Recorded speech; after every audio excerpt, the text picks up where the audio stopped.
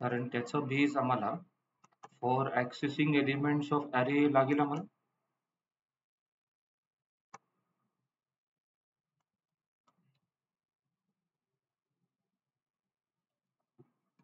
So मी सॅटर्डेला एक point cover केला होता पॉइंटर अरिथमॅटिकचा.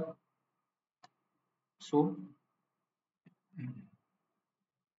पॉइंटर अरिथमॅटिक म्हणजे आम्ही जेव्हा कुठलाही नंबर इंटिजर पॉइंटरला ऍड करतो तर त्याचं जे रिझल्ट येईल ते पॉइंटर अरिथमॅटिक त्याला म्हणतात. सो मी इकडे एक एक्झाम्पल दिलंय. समजा मॅडम पी नावाचा पॉइंटर आहे. फ्रायडेच्या लेक्चरमध्ये मी शिकवलं होतं की पॉइंटर काय आहे.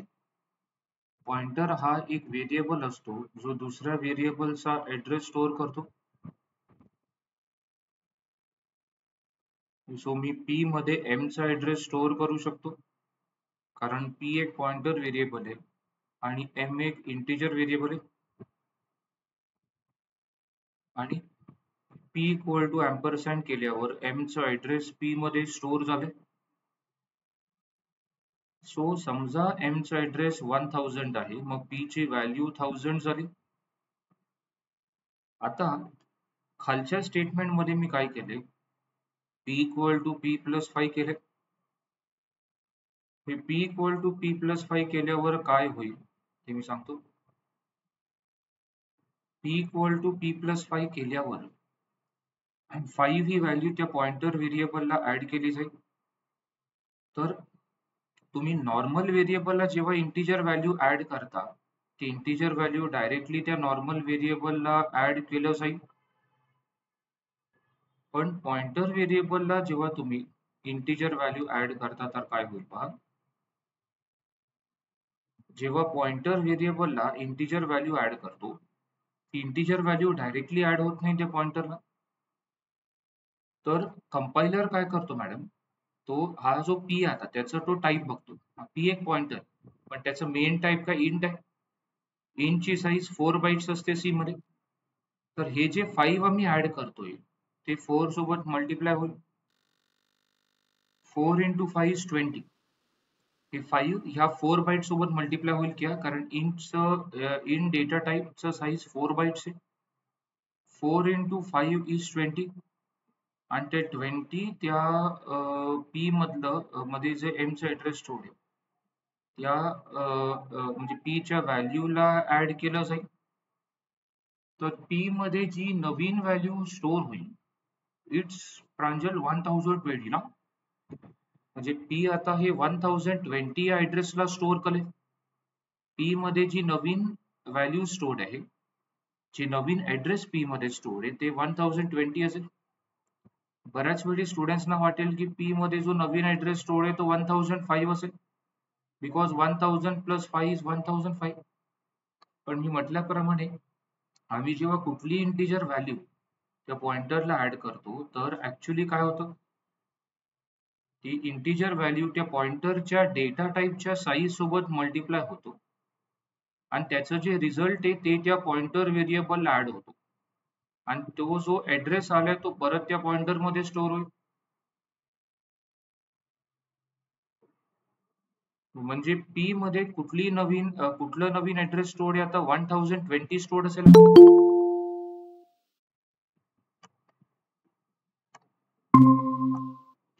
हॅलो इशिता, आवाज येतोय माझा? हॅलो सर, हो येतोय. मी ते सॅटर्डेचे 2-3 पॉइंट्स रिवाइज करतो इशिता, मग मी नवीन पॉइंट. ओके. सो दुसरा पॉइंट आहे सबट्रॅक्टिंग इंटिजर फ्रॉम पॉइंटर.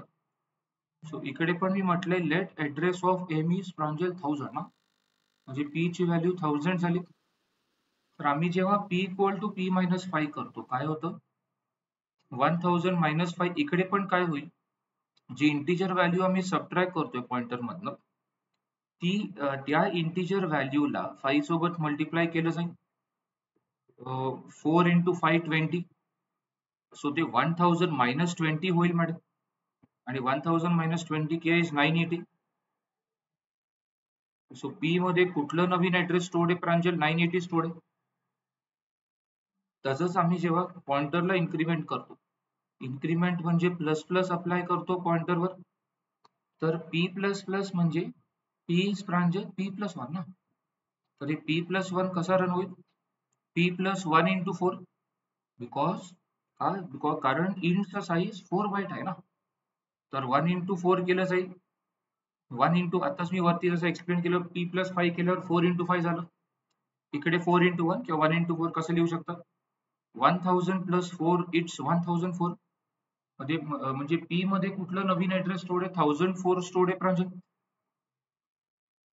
तसं डिक्रीमेंट पॉइंटर, आम्ही जेव्हा पॉइंटरला डिक्रीमेंट करतो तर काय होईल? p आता समजा या स्टेटमेंट नंतर समजा m चा ऍड्रेस 1000, p ची व्हॅल्यू 1000 आहे. p मायनस मायनस केल्यावर हे कसं रन होईल?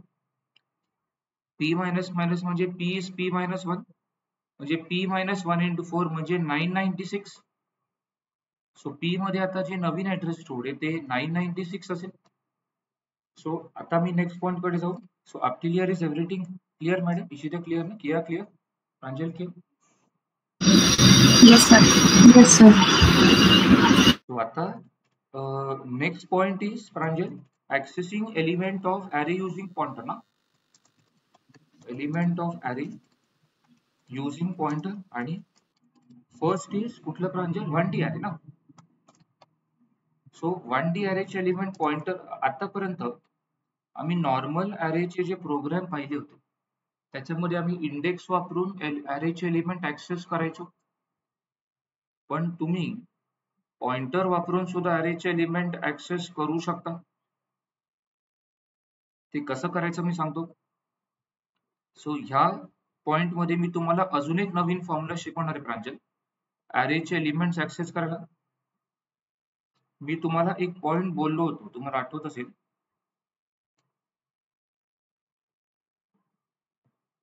आम्ही जेव्हा मॅडम arrayचं नाव लिहितो, तो काय रिटर्न करतो की या arrayचा बेस ऍड्रेस. तर arrayचं नाव हे ARR आहे ना, arrayचं नाव ARR झालं प्रांजल. तर मी जेव्हा ARR लिहिणार, मला ARR चा बेस ऍड्रेस भेटेल. बेस ऍड्रेस म्हणजे पहिल्या एलिमेंटचा ऍड्रेस. सो मी असं लिहितो, ARR which is the name of array returns the base address of the array, means address of ARR0. So आम्ही असं म्हणू शकतो, ARR is ampersand ARR0, बरोबर? दोघांचं मिनिंग सेम आहे. So ARR is like a pointer to ARR0 madam, कारण ARR लिहिल्यावर ARR0 चा ऍड्रेस रिटर्न होईल. सो आम्ही जर पॉइंटर ARR लिहिलं म्हणजे व्हॅल्यू ऑफ ARR0 प्रांजल, बरोबर ना? पॉइंटर स्टार ARR म्हणजे ती त्याची व्हॅल्यू रिटर्न करेल. फक्त ARR लिहिलं तर आम्हाला त्याचा ऍड्रेस भेटते, तर स्टार ARR लिहिलं, पॉइंटर ARR लिहिलं तर व्हॅल्यू रिटर्न होईल. तुम्ही ह्याला ती p सोबत कोरिलेट करू शकता. समजा p इक्वल टू m मी लिहिलं असतं, मी फक्त p लिहिलं म्हणजे m चा ऍड्रेस आला, पण पॉइंटर p लिहिलं म्हणजे m ची व्हॅल्यू झाली, बरोबर? तसंच इकडे येते. मी जेव्हा इशिता फक्त ARR लिहितो, तो ऍड्रेस ऑफ ARR0 झाला, आणि पॉइंटर ARR लिहिल्यावर तो व्हॅल्यू ऑफ ARR0 झाला. पॉइंटर ARR म्हणजे काय प्रांजल? पॉइंटर ARR ला लिहिण्याची अजून एक पद्धत आहे, can be written as pointer ARR plus 0, बरोबर ना? पॉइंटर ARR ला तुम्ही पॉइंटर ARR प्लस 0 म्हणून पण लिहू शकता. सो जर म्हणजे पॉइंटर ARR म्हणजे पॉइंटर ARR प्लस 0 झालं. So I can say value of ARR0 is pointer ARR plus 0, बरोबर? आता फायनली मी काय करतो, 0 ला कुठल्याही व्हॅलिड इंडेक्स i ने रिप्लेस करू शकतो. तर मला एक जनरल फॉर्म्युला काय भेटेल? Replacing 0 by any valid index i, we can say ARR of i means pointer ARR plus i. आम्ही आतापर्यंत arrays चॅप्टर मध्ये ते अरेचा एलिमेंट ऍक्सेस करण्यासाठी जो फॉर्म्युला पाहिला होता तो ERR ऑफ आय होता.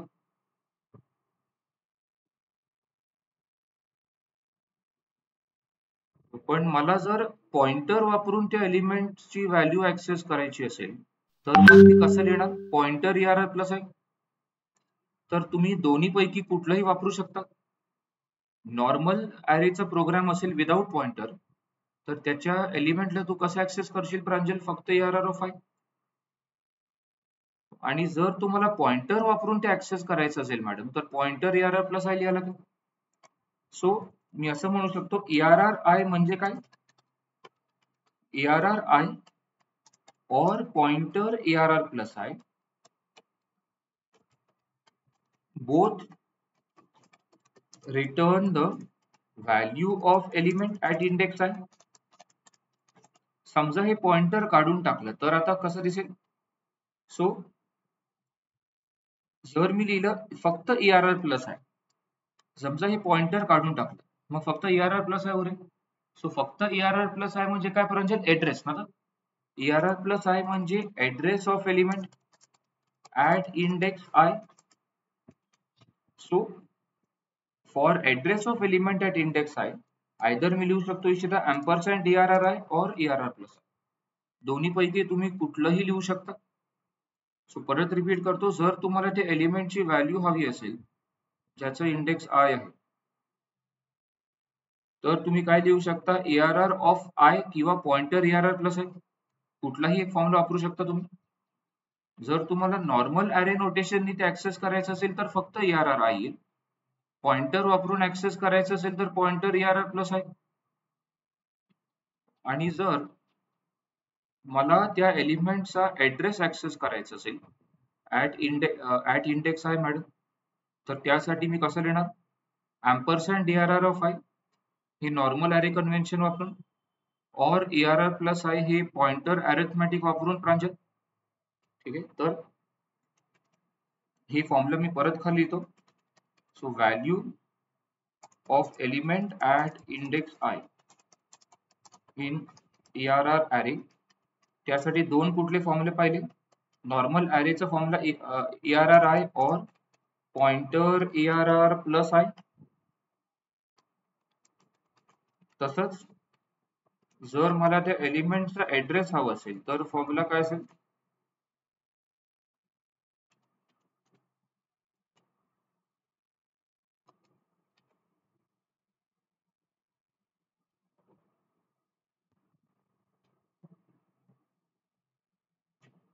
दोन्ही पैकी कुठले एक वापरू शकतो. नॉर्मल अरे कन्व्हेन्शन वापरून जर केलं तर ampersand ERR I. Pointer arithmetic वापरून जर मला त्या एलिमेंटचा ऍड्रेस हवा असेल at index I in ERR अरे तर मग मला ERR प्लस आय लिहावं लागेल. सो आतापर्यंत आम्ही जे अरेचे प्रोग्राम केले होते 1D अरेचे प्रांजल त्याच्यामध्ये हे कुठले फॉर्म्युला ऑरच्या अगोदर जे होते ते फॉर्म्युला वापरले आम्ही. व्हॅल्यू साठी ERR आय, ऍड्रेस साठी ERR ampersand ERR आय. पण कधी कधी एक्झाम मध्ये किंवा इंटरव्ह्यू मध्ये म्हणा असं विचारतात की पॉइंटर वापरून अरेचे एलिमेंट ऍक्सेस करा. सो जर तुम्हाला पॉइंटर वापरून अरेचे एलिमेंट ऍक्सेस करायचे असतील तर तुम्हाला फॉर्म्युला काय वापरायला लागेल? जे ऑरच्या राईट बाजूला जे फॉर्म्युले ते त्या दोन फॉर्म्युलांचा वापर करावा लागेल. व्हॅल्यू साठी पॉइंटर ERR प्लस आहे आणि ऍड्रेस साठी ERR प्लस आहे. आता मी नेक्स्ट पॉइंट तुम्हाला शिकवतो की जर मला 2D अरेचे एलिमेंट ऍक्सेस करायचे असतील तर पॉइंटर वापरून ते कसं ऍक्सेस करायचं. So ऍक्सेसिंग elements of the 2D अरे युजिंग पॉइंटर. सो समजा माझं 2D अरे ERR आहे 50-100 म्हणजे 50 रोज 100 कॉलम. आता समजा माझं एक रो आहे. If I is a row index of a row. समजा एक रो इंडेक्स I आहे तर मी जर ERR I लिहिलं it will return the name of the row of the 2D array at row index I. So मी जर ERR I लिहिलं हे तुम्हाला आठवत असेल आम्ही दोन प्रोग्राम केले होते स्ट्रिंग मध्ये, की स्ट्रिंगचे शेवटचे दोन प्रोग्राम केले होते स्टुडंट्स, जिकडे मला मल्टिपल स्ट्रिंग व्हॅल्यू समजा एका अरे मध्ये जर स्टोअर करायचं असेल, तर मी काय म्हटलं होतं, तिकडे मला 2D कॅरेक्टर अरे घ्यावा लागेल प्रांजल, आणि प्रत्येक रो एक 1D अरे सारखं झालं, आणि ते str ऑफ आय त्या रोचं नाव रिटर्न करेल ज्याचं रो इंडेक्स आय आहे. तर ARR आय जर का आय एक रो इंडेक्स असेल या 2D अरे मध्ये मॅडम, तर ARR ऑफ आय काय रिटर्न करेल इशिता, त्या रोचं नाव रिटर्न करेल ऍट रो इंडेक्स आय. कारण रो म्हणजे हे का 1D अरे सारखं झालं. रो हा 2D अरेचा प्रत्येक रो एक 1D अरे रिप्रेझेंट करतो. सो मी असं म्हणू शकतो. आणि मागच्या एक्सप्लेनेशन मध्ये, म्हणजे वरच्या एक्सप्लेनेशन मध्ये मी हा पॉइंट ऑलरेडी बोललोय तुम्हाला, की जेव्हा तुम्ही 1D अरेचं नाव लिहिता तर ऑटोमॅटिकली तो त्याचा ऍड्रेस रिटर्न करतो. तर समजा मी ARR आय लिहिलं, तो मला त्या रोचं नाव रिटर्न करतोय. रो म्हणजे एक 1D अरे सारखं झालं. सो मी असं म्हणू शकतो, हा जो ARR आय आहे, हा तो जो रो आय आहे, रो आय क्या, त्याचा तो बेस ऍड्रेस रिटर्न करतोय. म्हणजे आयथ रोचं तो बेस ऍड्रेस रिटर्न करतोय. बेस ऍड्रेस म्हणजे बेसिकली आता फॉर एक्झाम्पल माझा मॅट्रिक्स असा 1 2 3 4 5 6 7 8 9 3x3 मॅट्रिक्स, हे ARR आहे समजा. सो समजा मी लिहिलं ARR1 म्हणजे रो इंडेक्स 1, तर हा मला ह्या रोचं नाव रिटर्न करेल 4 5 6. तो ह्याचा बेस ऍड्रेस रिटर्न करेल, म्हणजे तो 4 चा ऍड्रेस रिटर्न करेल. कुठल्याही रोचा बेस ऍड्रेस म्हणजे तो जो रो आहे त्या रो मध्ये जो पहिला कॉलम आहे त्याचं ऍड्रेस म्हणजे त्या रोचं बेस ऍड्रेस आलं.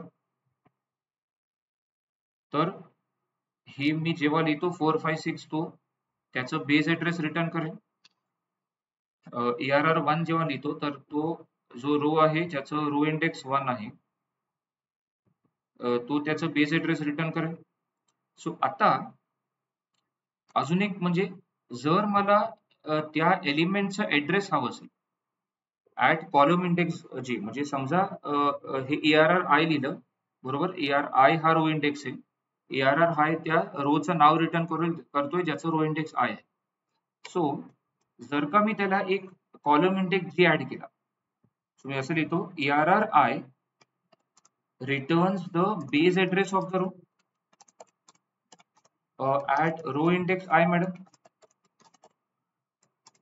means it returns the address of the first element or first column na Pranjal, first column in the row I of the ARR array. So जर मी त्याला एक valid column index j add केला, if we add a valid column index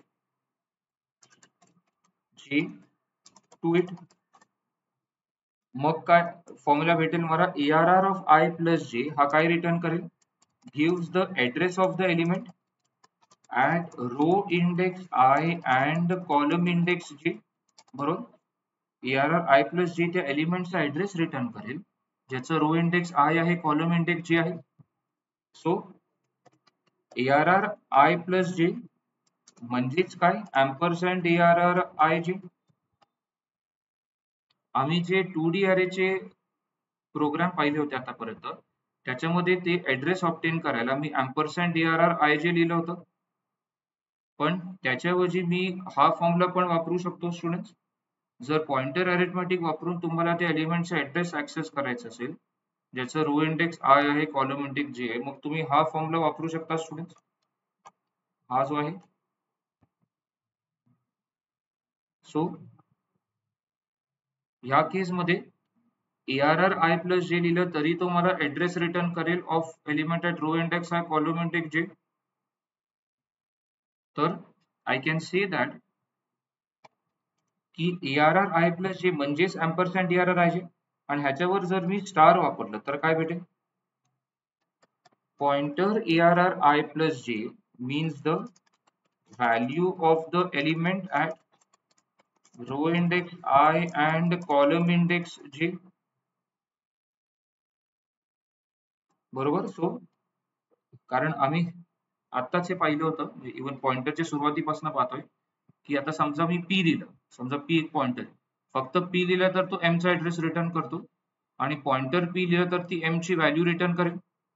so तसंच इकडे आम्हाला पाहायला भेटते की ARR प्लस जे लिहिलं तर तो त्या एलिमेंटचा ऍड्रेस रिटर्न करेल at row index I column index J, आणि पॉइंटर ARR प्लस जे लिहिलं हा, आणि एक सांग हे ब्रॅकेट पण महत्वाचं इकडे की ARR प्लस जे ब्रॅकेट मध्ये असायला पाहिजे.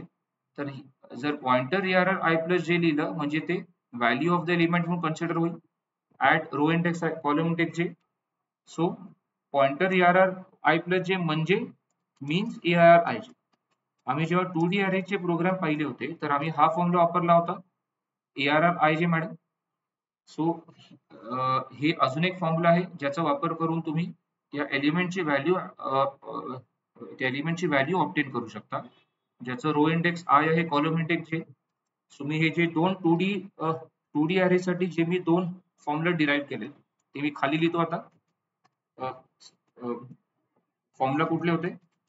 जर मला ऍड्रेस हवं असेल, address of element of the 2D अरे ARR at row index I and column index J, तर मी काय लिहिणार, आयदर ampersand ARR IJ असं लिहिणार और ARR I प्लस J. बरोबर, आयदर हे लिहू शकतो, असं लिहू शकतो किंवा असं लिहू शकतो. तर दोन्ही पैकी कुठलंही एक तुम्ही वापरू शकता स्टुडंट्स. पण जर तुम्हाला स्पेसिफिकली विचारलं गेलंय की तुम्हाला त्या एलिमेंटला युजिंग पॉइंटर ऍक्सेस करायचं, तर तुम्हाला हा जो दुसरा फॉर्म्युला आहे ऑरच्या नंतरचा फॉर्म्युला हा वापरायला लागेल. आणि जर असंच 2D अरेचं तुम्हाला प्रोग्राम करायचं असेल आणि तिकडे काय पॉइंटरचं काही यूज होत नाही किंवा पॉइंटर यूज नाही करायचं तुम्हाला, तर तुम्हाला ऑरच्या अगोदरचा फॉर्म्युला वापरायला लागेल. आणि तसंच जर मला त्या एलिमेंटची व्हॅल्यू हवी असेल ज्याचं रो इंडेक्स आय आहे कॉलम इंडेक्स जे आहे शिरा, मग मला कुठला फॉर्म्युला वापरायला लागेल? नॉर्मल म्हणजे विदाउट युजिंग पॉइंटर जर करायचं असेल तर फक्त ARR जे, युजिंग पॉइंटर करायचं असेल प्रांजल पॉइंटर ARR प्लस जे. पॉइंटर ARR प्लस जे म्हणजेच ARR जे झालं. सो परत हे दोन फॉर्म्युला रिवाइज करतो. 1D अरे साठी कुठले दोन फॉर्म्युला आम्ही पाहिले? जर 1D अरे एक ARR असेल जिकडे ARR अरेचं नाव आहे, तर मला त्या एलिमेंटचा ऍड्रेस हवं असेल ऍट इंडेक्स आय, कारण 1D अरे मध्ये एकच इंडेक्स असतो. सो इंडेक्स आय वरती आता आय ची व्हॅल्यू कुठली तुम्ही घेऊ शकता, 0 1 2 3 जे काय त्या अरे मधलं व्हॅलिड इंडेक्स. तर समजा मला त्या अरेचं म्हणजे त्या अरे मधलं तो एलिमेंट ऍक्सेस करायचा आहे ज्याचं इंडेक्स आय आहे, मग मी कुठला फॉर्म्युला वापरणार? आयदर मी लिहू शकतो ARR प्लस आय किंवा ampersand ARR आहे. दोन्ही पैकी तुम्ही कुठलाही एक वापरू शकता स्टुडंट. आणि जर मला त्या एलिमेंटची व्हॅल्यू हवी असेल at index I in 1D अरे ARR, तर मी लिहू शकतो ARR I और पॉइंटर ARR प्लस आय. आणि तसंच 2D अरेच्या केसमध्ये जर माझ्याकडे 2D अरे आहे ARR आणि त्याचं रो इंडेक्स आय आहे कॉलम इंडेक्स जे, तर त्याचं जर मला ऍड्रेस हवं असेल त्या एलिमेंटचं ज्याचं रो इंडेक्स आहे कॉलम इंडेक्स जे आहे, तर मला काय करावं लागेल, ampersand ARR जे करावं लागेल. और याच्याऐवजी अजून एक फॉर्म्युला वापरू शकतो ARR प्लस जे. ठीक आहे, पॉइंटर वापरून करायचं तर ARR प्लस जे आणि विदाउट पॉइंटर तर असं. आणि जर तुम्हाला त्या एलिमेंटची व्हॅल्यू हवी असेल ARR मध्ये at row index column index, तर मग काय करावं लागेल, ARR जे करावं लागेल और पॉइंटर ARR प्लस जे करावं लागेल. कुठलाही एक तुम्ही फॉर्म्युला वापरू शकता स्टुडंट. तर एक मला सांगायचं होतं, हे जे दोन पॉइंट्स आता मी एक्सप्लेन केले त्याच्यामध्ये हा जो स्टार्टिंग पार्ट आहे हा स्टार्टिंग पार्ट तुम्हाला लक्षात ठेवायची गरज नाही. तुम्हाला फक्त हे दोन फॉर्म्युला लक्षात ठेवणं इम्पॉर्टंट आहे प्रांजल.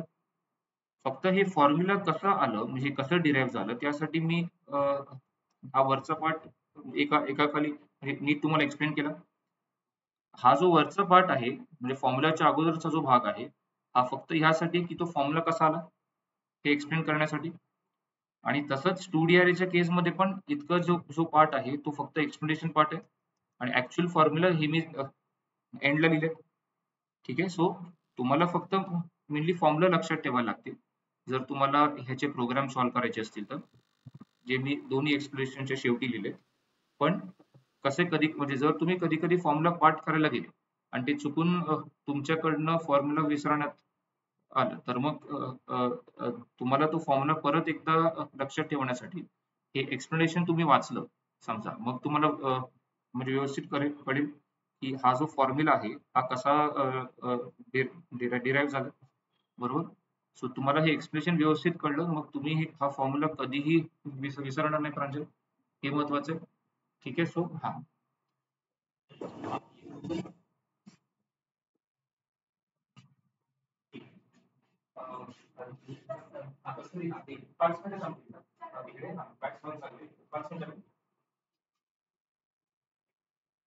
पाणी आलं तुला?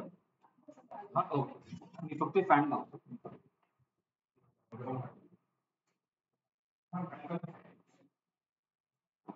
ठीक आहे. सो इकडे ह्याच्यावर आम्ही स्टुडंट्स एक प्रोग्राम करू. ठीक आहे. सो हे दोन्ही प्रोग्राम सगळ्यांना क्लिअर आहेत? Is it clear Pranjal, Ishita clear ना, मॅडम क्लिअर ना? Yes, sir. Ishita is it clear? Yes, sir. Okay. तर आता आम्ही एक प्रोग्राम ह्याचा असा करूया, write C programme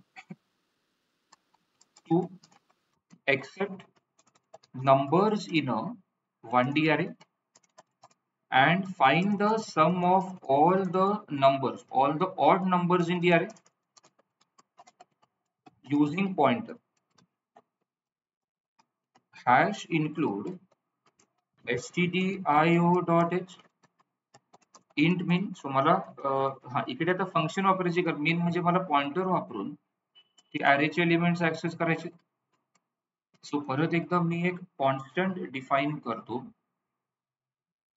hash define max 100.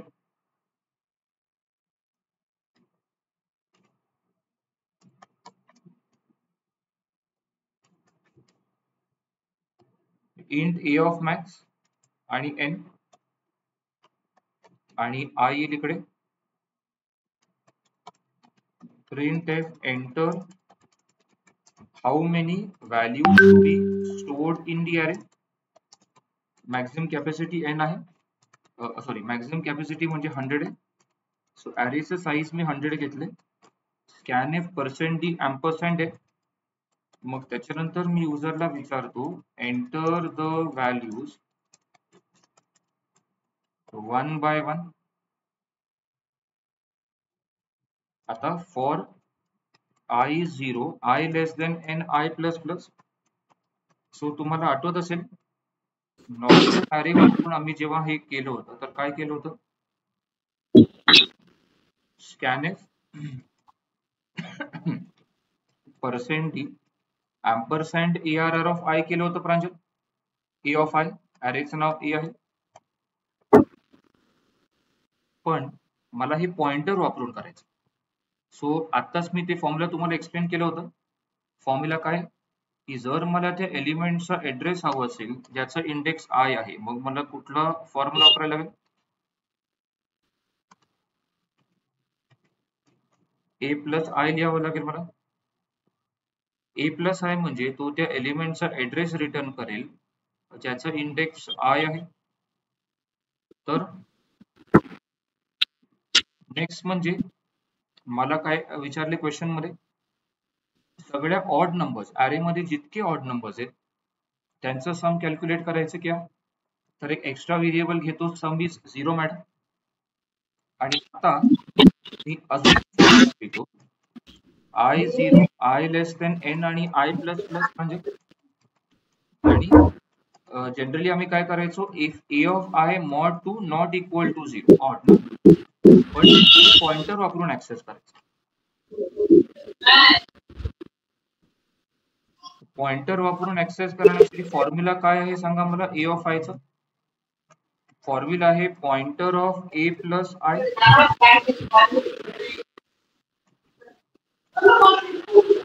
So pointer A plus I म्हणजे ए ऑफ आय झालं. सो इकडे ए ऑफ आय ची तुम्ही pointer A of I plus A plus I पण लिहू शकता. आताच ते एक्सप्लेन केलं होतं मी, कारण मी आता सांगितलं होतं ना की जर तुम्हाला त्या एलिमेंटचं व्हॅल्यू हवं असेल इशिता, ज्याचं इंडेक्स आय आहे, तर तुम्ही कुठला फॉर्म्युला वापरू शकता, pointer A plus I A of I च्या ऐवजी. तर हा जर कंडिशन ट्रू असेल म्हणजे ह्याचा अर्थ काय, तो ए ऑफ आय जो आहे तो इवन तो ऑड आहे. इकडे मी काय करणार, sum equal to sum plus again A of I च्या ऐवजी पॉइंटर ए प्लस आय मी लिहू शकतो प्रांजल.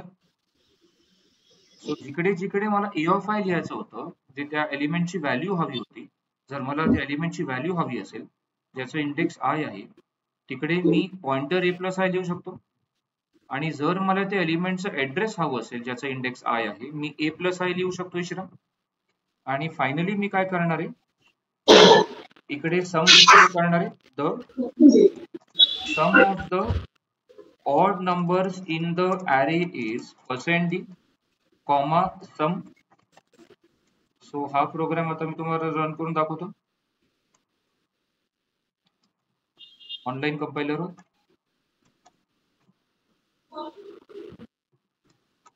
सो हा बऱ्यापैकी ॲरेच्या प्रोग्राम सारखाच होता, फक्त ह्याच्यामध्ये मी ते ॲरेचे एलिमेंट युजिंग पॉइंटर ऍक्सेस केले. 5 व्हॅल्यूज टाकले, समजा 10 1 2 8 9, बरोबर ना. 1 आणि 9 ऑड आहेत, 1 प्लस 9 10 झालं. ठीक आहे. सो हा पण प्रोग्राम सगळ्यांना क्लिअर आहे. Is it clear madam and Pranjal, clear ना? मी हा पण प्रोग्राम व्हॉट्सअप ग्रुपवर टाकतो. ओके, आता मी अजून एक प्रोग्राम करूया. अजून एक जो प्रोग्राम आहे तो असा आहे, रेकॉर्डिंग चालू आहे, की write a C program to accept numbers in 2D array आता and find its transpose and access elements using pointer. So hash include again stdio.h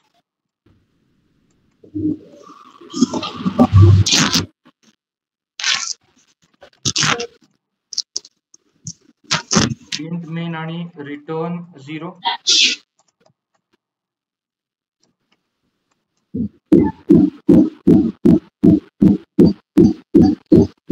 int a of max परत एकदा, आणि i इथे 2 लागतील मला, आणि त्याचं ट्रान्सपोज हा सॉरी ऍक्च्युली मला 2 लागतील आणि कॉलम.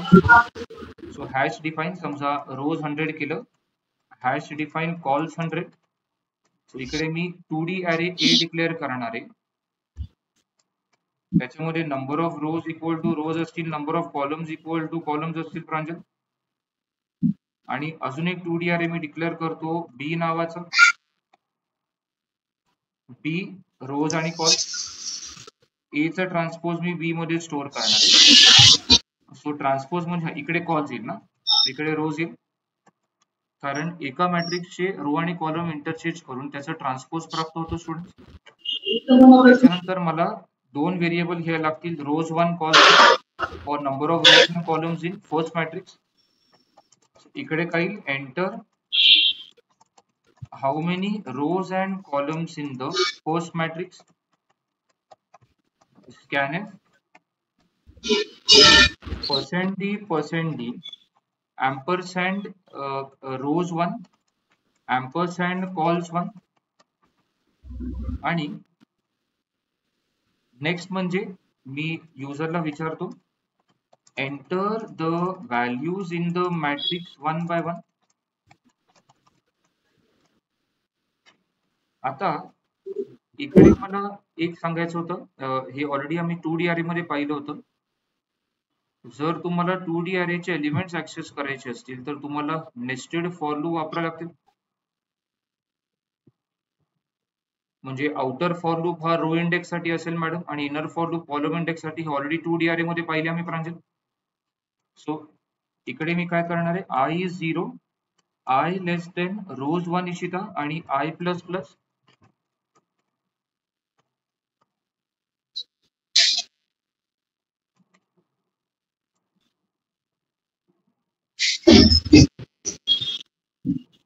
जे लेस देन कॉल्स टू आणि जे प्लस प्लस इनर फॉर लूपचा जो व्हेरिएबल जे आहे ते कॉलम इंडेक्स साठी आहे स्टुडंट, आउटर फॉर लूपचा व्हेरिएबल आहे रो इंडेक्स साठी.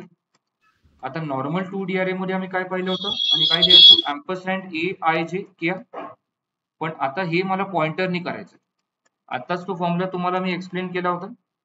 जर तुम्हाला त्या एलिमेंटचा ऍड्रेस हवा असेल ज्याचं row index I column index J आहे, मी लिहू शकतो ए आय प्लस जे. आता नेक्स्ट म्हणजे मला ते काय ते ट्रान्सपोज कॅल्क्युलेट करायचं आणि ट्रान्सपोज त्याच लूप मध्ये प्रिंट पण करायचं. द ट्रान्सपोज इज, सो परत एकदा आम्ही नेस्टेड फॉर लूप वापरू, पण आता तुम्हाला आठवत असेल ट्रान्सपोज कॅल्क्युलेट करताना आम्ही उलट केलं. आउटर फॉर लूप मध्ये कॉल्स वनचा वापर केला होतो आणि इनर फॉर लूप मध्ये रोज वनचा, जे लेस दॅन रोज वन अँड जे प्लस प्लस, आणि इकडे स्कॅनएफ ने मला काय करावं लागेल, बी ऑफ आय जे ए ऑफ जी आय करावं लागेल, बरोबर. सो फक्त इकडे हे बघा, आता इकडे आय जे का, हा प्रोग्राम ऑलरेडी मी 2D अरे मध्ये केलाय, फक्त नवीन काय मध्ये प्रांजल पॉइंटर वापरून ऍक्सेस करतो. तर बी आय जे का केले, कारण बी मध्ये किती नंबर ऑफ कॉलम्स आहेत, किती नंबर ऑफ कॉलम्स असतील, बी हा ट्रान्सपोज स्टोअर करतो, इक्वल टू कॉल्स वन असेल. बी मध्ये किती नंबर ऑफ रोज असतील, इक्वल टू कॉल्स वन, आणि बी मध्ये किती नंबर ऑफ कॉलम्स असतील, इक्वल टू रोज वन. ए मधले रो आणि कॉलम इंटरचेंज केल्यावर आम्हाला बी प्राप्त होतोय. तर बी मध्ये किती नंबर ऑफ रोज आणि कॉलम्स असतील, जितके नंबर ऑफ रोज जितके नंबर ऑफ कॉलम्स आणि रो ए मध्ये इंटरचेंज करू, बरोबर. सो आता हेच मला पॉइंटरनी जर करायचं असेल तर फक्त काय करावं लागेल, बी आय जे च्या ऐवजी मी तो फॉर्म्युला आत्ताच मागच्या एक्सप्लेनेशन मध्ये तुम्हाला एक्सप्लेन केला होता आणि मेन्शन पण केला होता, पॉइंटर बी आय प्लस जे करावं लागेल. Pointer B I plus J म्हणजे बी ऑफ आय जे झालं, आणि इकडे काही पॉइंटर ऑफ ए जे प्लस आय, बिकॉज मला ए आय जे कॅल्क्युलेट नाही करायचंय, ए जे आय कॅल्क्युलेट करायचं.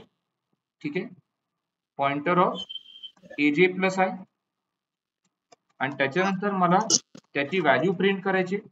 सो मी ह्याच फॉर लूप मध्ये त्याचं व्हॅल्यू पण प्रिंट करणार आहे. क्या इकडे काही बी आय प्लस जे, हा, आणि ऍज आय सेड बघा स्टुडंट्स, हा ब्रॅकेट महत्वाचा आहे. बऱ्याच वेळी स्टुडंट्सना काय वाटतं की हे जे ब्रॅकेट आहे नवीन ऑप्शन, हे ब्रॅकेटला, या ब्रॅकेटला खूप महत्व आहे. बी आय प्लस जे ब्रॅकेट मध्ये असायलाच पाहिजे.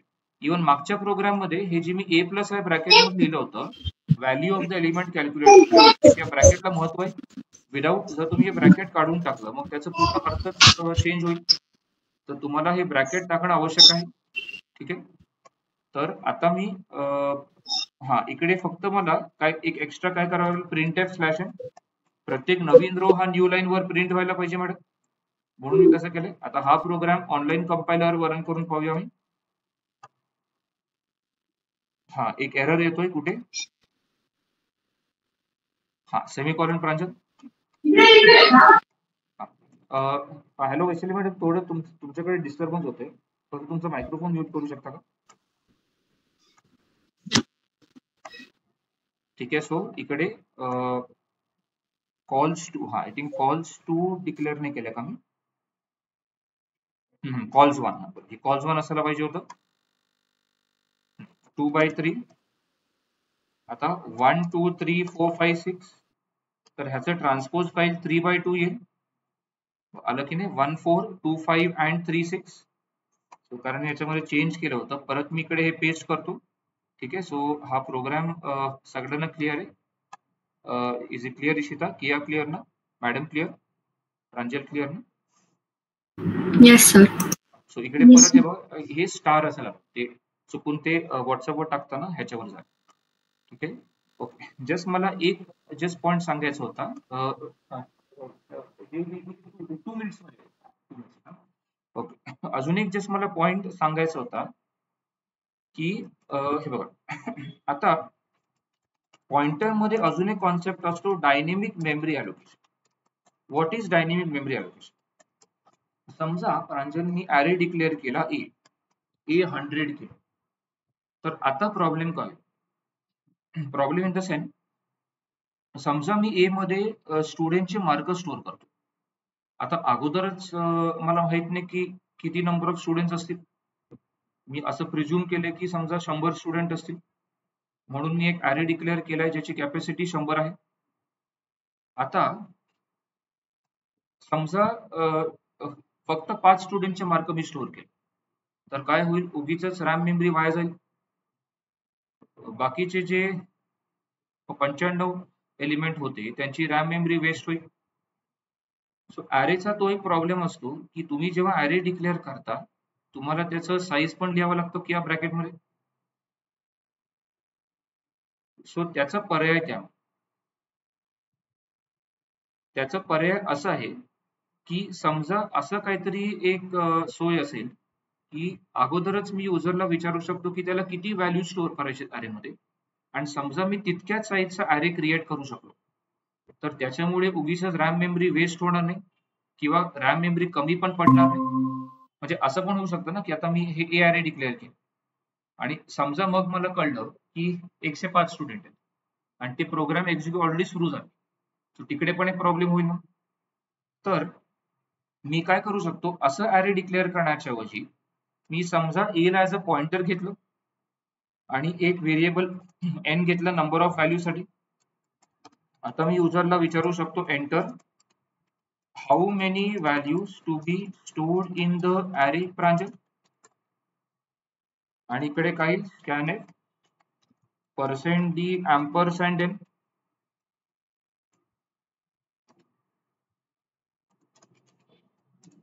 is equal to int pointer. आधी मी स्टेटमेंट लिहितो, मग तुम्हाला एक्सप्लेन करतो याचं मीनिंग काय.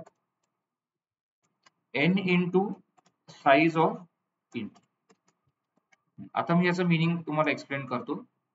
मॅलॉक हा प्री डिफाईन्ड फंक्शन आहे stdlib.h मध्ये. तो ॲरेला डायनॅमिकली क्रिएट करण्याचं काम करतो. तर हा जो मॅलॉक स्टेटमेंट आहे हा काय करतोय ते मी सांगतो. आणि त्याच्या अगोदर हे साईज ऑफ पण काय, हा पण एक प्री डिफाईन्ड फंक्शन आहे सी मध्ये. तो त्या डेटा टाईपचं साईज रिटर्न करतो, ज्या टाईपचं नाव तुम्ही त्याच्या ब्रॅकेटमध्ये पास केले. इकडे साईज ऑफ फंक्शन कॉल करताना मी इंट पास केले, म्हणून हा इन डेटा टाईपचा साईज रिटर्न करेल नंबर ऑफ बाइट्स मध्ये. ते जे नंबर ऑफ बाइट्स हे रिटर्न झाले तिकडे ते n सोबत मल्टिप्लाय होतील, आणि तो जो प्रोडक्ट आहे, जो प्रोडक्ट प्राप्त झालाय म्हणजे तितक्या नंबर ऑफ बाइट्सचा ॲरे क्रिएट होईल. सो समजा n ची व्हॅल्यू 5 आहे, समजा इकडे युजरनी n ची व्हॅल्यू 5 टाकली, तर सिंपल वर्ड्स मध्ये हा स्टेटमेंट काय करतोय, 5 इंटिजर एलिमेंट्सचा ॲरे क्रिएट करतोय, आणि जो इंटिजर एलिमेंटचा ॲरे क्रिएट झालाय त्या ॲरेचं जे ऍड्रेस आहे तो ए ला असाइन होतोय. त्या ॲरेचा जो बेस ऍड्रेस आहे, जो ॲरे ह्यानी क्रिएट केलाय n एलिमेंटचा, त्याचा बेस ऍड्रेस ए ला असाइन होतोय. मग तुमच्या मनात एक शंका असेल, हे असं का लिहिले मी इंट पॉइंटर ब्रॅकेट मध्ये, कारण आम्ही जेव्हा मॅलॉक कॉल करतो तर आम्हाला एक्सप्लिसिट टाईप कास्टिंग करावं लागतं, ज्याला एक्सप्लिसिट टाईप कन्व्हर्जन पण म्हणतात. जे काही म्हणजे ज्या पॉइंटर व्हेरिएबलला तुम्ही हे मॅलॉक असाइन करताय, तुम्हाला मॅलॉकचं जे रिटर्न म्हणजे जो ऍड्रेस रिटर्न करतोय मॅलॉक, त्याला तुम्हाला या पॉइंटर व्हेरिएबलच्या टाईप मध्ये कन्वर्ट करावं लागेल. सो ह्या केस मध्ये मॅलॉक काय करतोय, तो n एलिमेंटचा ॲरे आधी क्रिएट करतोय, आणि तो जो n एलिमेंटचा ॲरे क्रिएट झालाय त्या ॲरेचा जो बेस ऍड्रेस आहे तो ए ला असाइन झालाय. आणि म्हणून इकडे मी काय केलंय की कारण ए चा टाईप इंट पॉइंटर आहे, मला मॅलॉकला एक्सप्लिसिटली इंट पॉइंटर मध्ये टाईपकास्ट करावं लागेल. हे समजा मी स्टेटमेंट काढून टाकले तर मला एरर येईल. सो मॅलॉक फंक्शनचा तो सिंटॅक्सच तसा की मॅलॉक कॉल करताना तिकडे तुम्हाला एक्सप्लिसिट टाईप कास्टिंग करावं लागतं, टाईप कन्व्हर्जन करावं लागतं. तुम्हाला मॅलॉक जो ऍड्रेस रिटर्न करतोय, बेस ऍड्रेस रिटर्न करतोय, त्या बेस ऍड्रेसला तुम्हाला एक्सप्लिसिटली त्या पॉइंटरच्या टाईप मध्ये कन्वर्ट करावं. सो फायनली हा पूर्ण स्टेटमेंट जेव्हा रन होईल, हा काय करेल, सिंपल वर्ड्स मध्ये आधी तो n एलिमेंटचा ॲरे क्रिएट करेल जिकडे प्रत्येक एलिमेंट इन टाईपचा आहे, आणि तो जो ॲरे क्रिएट झालाय त्याचा ऍड्रेस, मग त्याचा बेस ऍड्रेस म्हणजे काय, आताच मी सांगितलं होतं, बेस ऍड्रेस म्हणजे त्या ॲरेच्या पहिल्या एलिमेंटचा ऍड्रेस, सो त्या अरेच्या पहिल्या एलिमेंटचा ऍड्रेस ए ला असाइन होईल.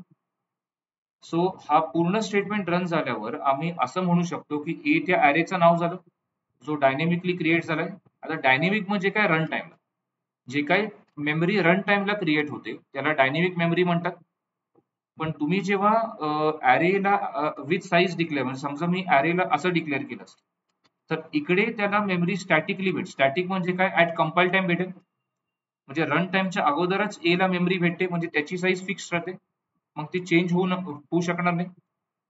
सो तसं नको असेल, मला जर रन टाइमला based on number of values मला जर मेमरी अलोकेट करायचं असेल तर ए ला पॉइंटर म्हणून डिक्लेअर करावं लागेल, बरोबर.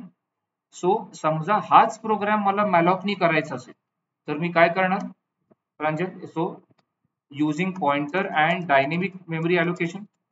सो हा जो मॅलॉक फंक्शन आहे हा एक प्री डिफाईन्ड फंक्शन आहे, जे आम्ही डायनेमिक मेमरी अलोकेशन मध्ये वापरतो. डायनेमिक मेमरी अलोकेशन म्हणजे आता मी म्हटल्याप्रमाणे जी मेमरी रन टाइमला अलोकेट होते त्याला डायनेमिकली अलोकेटेड मेमरी म्हणतात. आणि मॅलॉक हे डायनेमिक मेमरी अलोकेशन साठी असतं. तर काय चेंज करावं लागेल? फक्त पॉइंटर ए करावं लागेल इकडे, आणि a is equal to int pointer malloc n into Pranjal size of int ना, आणि त्याच्यानंतर हे बाकीचा कोड तसंच राहील. आणि एंडला मला जेव्हा या अरेची गरज नाही तर मी असं लिहू शकतो, मॅडम, फ्री ऑफ ए. हे फ्री काय? फ्री सुद्धा प्री डिफाईन्ड फंक्शन आहे मॅलॉक सारखं, तो त्याला डिस्ट्रॉय करून टाकेल, त्या अरेला डिस्ट्रॉय करेल. सो इकडे मी फक्त एक पॉइंट असं लिहितो, dynamic memory allocation it means the RAM memory which is allocated dynamically at runtime. malloc is a predefined function in C. It is defined in which header file? stdlib.h header file. It is used for allocating the RAM memory dynamically or at runtime. This helps to prevent wastage of RAM memory, and we can allocate that much memory which the based on the number of values which user wants to store, Pranjal. आणि इकडे finally मी काय लिहिलंय? In the above statement the malloc creates an array of size n elements क्या of int type, and the base address of the array is assigned to a variable which is declared as a pointer, Pranjal. When we call malloc we must do explicit typecasting of the address returned by malloc into the data type of the pointer mentioned on the left side. So after execution of the above statement, A becomes by name of the dynamically allocated array. ठीक आहे. So dynamic memory allocation साठी students एक 2-3 important function आहेत, ते सगळं पाहूया आम्ही. फक्त मी हा रन करून मग तुम्ही गो थ्रू करा, मग मी 5 मिनिटात ह्यांच्याशी बोलून येतो. तोपर्यंत हे गो थ्रू करा तुम्ही. हा stdlib फक्त हे इन्क्लूड करायचं राहून गेले. Hash include stdlib.h. आता बघूया याचं आउटपुट. समजा 5 व्हॅल्यू टाकले, 10 1 2 8 9 आलं बघा. हा 1 + 9 10 बरोबर. सो हा कोड मी परत इकडे आणि हे ग्रुपवर टाकतो. जस्ट गो थ्रू करा. मी आलो 5 ते 10 मिनिटात आलो, मग लास्ट पार्ट हे करू. 6 पर्यंत क्लास असेल. 5 मिनिट. तर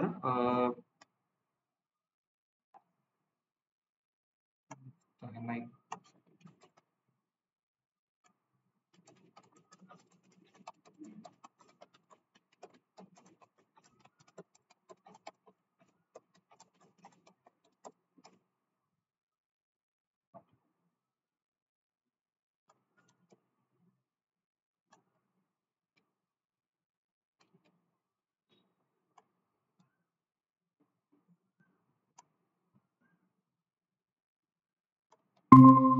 डायनेमिक मेमरी ॲलोकेशन साठी होते का प्रांजल, अजून एक फंक्शन असतो, अजून एक म्हणजे मॅलॉक पाहिलं बरोबर, अजून एक फंक्शन असतो प्रांजल कॅलॉक ना.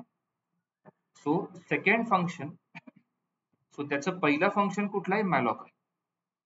फर्स्ट इज मॅलॉक, दुसरं कॅलॉक. आता मॅलॉक आणि कॅलॉक मध्ये फरक काय मी सांगतो, जास्ती काय फरक नाहीये. दुसरं कॅलॉक, कॅलॉगचं जे सिंटॅक्स आहे आणि मॅलॉकचं जे सिंटॅक्स आहे ते बऱ्यापैकी सेमच, पण फक्त मी काय करतो, हे 4 स्टेटमेंट परत खाली लिहितो आणि इकडे मॅलॉकच्या ऐवजी कॅलॉक वापरतो. थोडंसं किंचित सिंटॅक्स मध्ये फरक आहे, इंटूच्या ऐवजी कॉमा असते. तर हे स्टेटमेंट काय करेल आता पहा. सो हा स्टेटमेंट काय करतोय की परत एकदा n एलिमेंटचा अरे क्रिएट, कॅलॉक. सो हा स्टेटमेंट परत एकदा n एलिमेंटचा अरे क्रिएट करतोय आणि अजून एक मेजर डिफरन्स काय मॅलॉक आणि कॅलॉक मध्ये, की जेव्हा मॅलॉक फंक्शन हा अरे क्रिएट करतो क्या n एलिमेंटचा, तर इनिशियली तो त्या सगळ्या n एलिमेंट्स मध्ये garbage value store, garbage value म्हणजे इनव्हॅलिड व्हॅल्यू, म्हणजे कुठली रँडम व्हॅल्यू स्टोअर करतो. सो हा स्टेटमेंट काय करेल, हा n एलिमेंटचा एक अरे क्रिएट करेल आणि तो जो n एलिमेंटचा अरे क्रिएट झालाय इनिशियली त्याचे सगळे व्हॅल्यूज हे गार्बेज व्हॅल्यू असतील आणि कॅलॉग फंक्शन मात्र काय करतो, तो सुद्धा n एलिमेंटचा अरे क्रिएट करेल इकडे, पण इनिशियली त्या सगळ्या n एलिमेंटची इनिशियल व्हॅल्यू 0 असेल, कारण इकडे मी इंट अरे क्रिएट करतोय आणि सी मध्ये इंट ची डिफॉल्ट व्हॅल्यू 0 असते प्रांजल. तर मॅलॉक फंक्शन जेव्हा अरे क्रिएट करतो तो इनिशियली सगळ्या एलिमेंट्स मध्ये इनिशियली व्हॅल्यू गार्बेज व्हॅल्यू टाकतो, म्हणजे कुठली रँडम व्हॅल्यू. सो कॅलॉग जेव्हा अरे क्रिएट करेल तो इनिशियली सगळ्या एलिमेंट्स मध्ये 0 व्हॅल्यू टाकतो, म्हणजे सगळ्या एलिमेंटची इनिशियल व्हॅल्यू 0 आहे. मग ती व्हॅल्यू नंतर तुम्ही चेंज करू शकता. ऑब्व्हियसली नंतर जेव्हा ते फॉर लूप रन होईल, जिकडे मी ते व्हॅल्यू स्टोअर करतोय अरे मध्ये, मग ते व्हॅल्यू चेंज होतील ना. ओके, सो मी असं लिहितो, calloc is a predefined function in HTTR आहे ना, and it will create a dynamic array again and it will create or it will assign initial value 0 to all elements of the dynamic array. Malloc function stores initial value as garbage value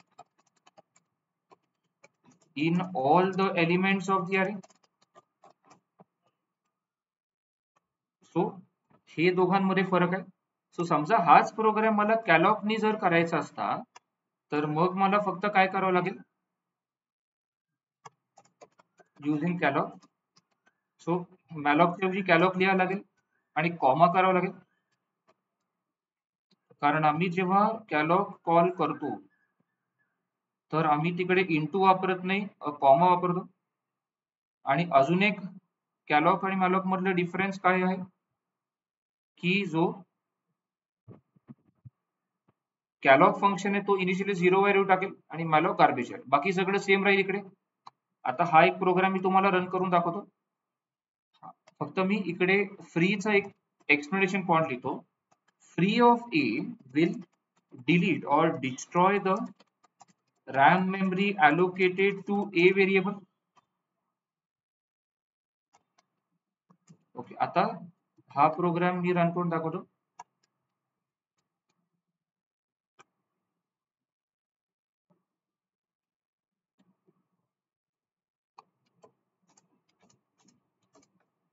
three 5 7 1 1 plus 4 plus 9 and 6 ना, आलं की नाही 16. Okay, आणि एक शेवटचा dynamic memory allocation function तो असा आहे प्रांजल, रिअलॉक ना. रिअलॉक काय करतो, रिअलॉक आणि मॅलॉक आणि कॅलॉक मध्ये बरंच डिफरन्स आहे. मॅलॉक आणि कॅलॉक हे एक नवीन ॲरे क्रिएट करतात, पण रिअलॉक काय करतो, ऑलरेडी जो ॲरे क्रिएटेड झाला होता, म्हणजे ऑलरेडी जो ॲरे क्रिएटेड असेल, जो डायनेमिक मेमरी अलोकेशननी तुम्ही क्रिएट केला असेल, तर तो फक्त त्याची साईज वाढवतो किंवा कमी करतो हा रिअलॉक. म्हणजे समजा मी एक ॲरे क्रिएट केलं ज्याचं साईज 5 एलिमेंट्स आहे आणि नंतर मला वाटलं की मला 8 एलिमेंट्स, त्याच ॲरेमध्ये अजून 3 एलिमेंट्स ऍड करायचे, तर मी तिकडे रिअलॉक वापरू शकतो. सो बघा, रिअलॉकचा सिंटॅक्स कसा असतो, समजा माझ्याकडे पॉइंटर व्हेरिएबल ए आहे, आधी मला किंवा कॅलॉक वापरून